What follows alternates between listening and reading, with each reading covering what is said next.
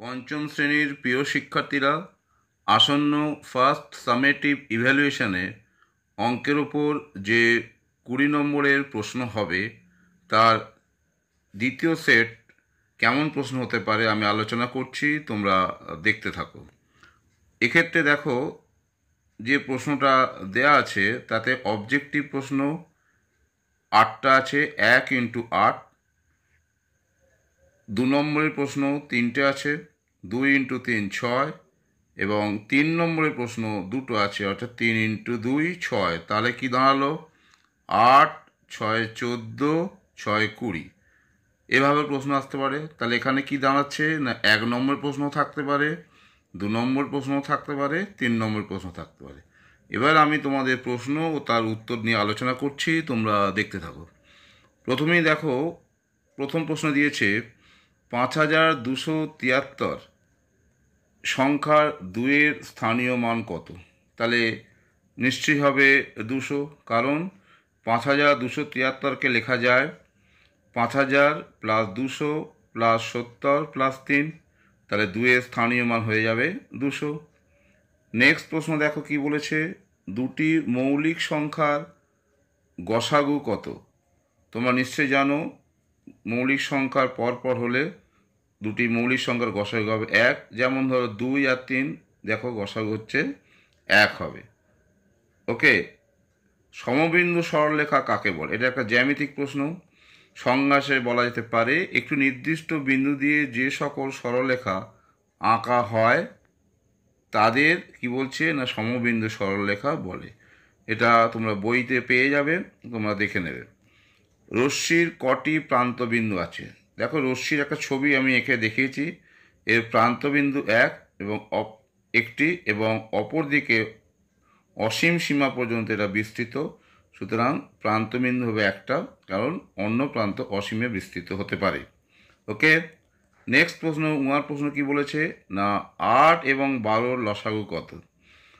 8 এবং 12-র লসাগু কত? তাহলে করে দেখবে, এটা 24 হবে। এটা তোমরা জানো, করে দেখবে এটা 24 হবে। ঠিক আছে, নেক্সট হচ্ছে 0 9 5 2 7 দিয়ে 5 অঙ্কের ক্ষুদ্রতম সংখ্যা কত? তোমরা নিশ্চয়ই করে দেখবে, এটা 2 0 5 7 9। কারণ 0 যদি বাঁদিকে হয়ে যায় তাহলে এটা 4 অঙ্কের সংখ্যা পরিণত হবে। সুতরাং নির্ণেয় 5 অঙ্কের ক্ষুদ্রতম সংখ্যা হয়ে যাবে এইটা। নেক্সট কি বলেছে, 6 ও 9-এর সাধারণ গুণিতক সংখ্যা। দেখো, এখানে 4টে অপশান দিয়েছে, কোনটা হবে? 6 ও 9-এর তোমরা যদি লসাগু করো তাহলে দেখবে 6 ও 9-এর লসাগু হবে হচ্ছে 18। তার মানে লঘিষ্ঠ সাধারণ গুণিতক। সুতরাং 18-র যে কোনো গুণিতক সংখ্যা এখানে প্রদত্ত উত্তর হবে। তাহলে এখানে 18-র গুণিতক সংখ্যা হয়ে যাচ্ছে 54। এখানে আর কোনো সংখ্যায় কিন্তু 18-র গুণিতক নেই। সুতরাং নির্ণয় উত্তর হবে 54, অর্থাৎ অটা এখানে কারেক্ট অ্যান্সার হবে। নেক্সট কি বলেছে, 1023 সংখ্যাটিতে 0 স্থানীয় মান কত? দেখ, এখানে 4টে অপশান দিয়েছে, এখানে কিন্তু উত্তর হবে 0, কারণ 0 এখানে শতক অঙ্ক আছে। তাহলে 0 × 100 মানে 0 হচ্ছে। সুতরাং 0 স্থানীয় মান হয়ে যাবে 0, অর্থাৎ এটাই কারেক্ট অ্যান্সার হবে। এরপর 2-এর দাগের প্রশ্ন দেখো, এখানে কি বলেছে না, 2 × 3, 3টে প্রশ্ন দিয়েছে, 3টে প্রশ্নের উত্তর করতে হবে। এখানে একটা যোগ দিয়েছে, ফিল ইন দ্য ব্ল্যাঙ্কস, অর্থাৎ শূন্যস্থান পূরণ করতে হবে। দেখো, যে সংখ্যাটা দিয়েছে এখানে 9 আছে, সুতরাং এখানে 6 হবে, কারণ 3 আর 6 হচ্ছে 9। এরপরে শূন্যস্থানে কি হবে না, 6 আর 7 যোগ করলে কত হচ্ছে 13 হবে। তাহলে এখানে নিশ্চয়ই 3 হবে, হাতে রইল 1। তাহলে 5 আর 4 9, হাতে রইল 1, তাহলে হবে 10। 10 0, হাতে রইল 1, তাহলে 3 হাতের 1 4। তাহলে এখানে যদি 1 হয় তাহলে উত্তর হয়ে যাবে 5।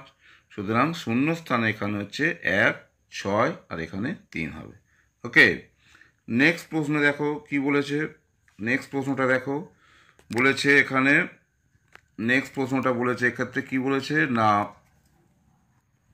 নেক্সট প্রশ্নটা এখানে দেখো বলেছে দুটো সংখ্যার গসাগু বলেছে 13, লসাগু হচ্ছে 195। একটি সংখ্যা 65 হলে অন্য সংখ্যাটি কত হবে?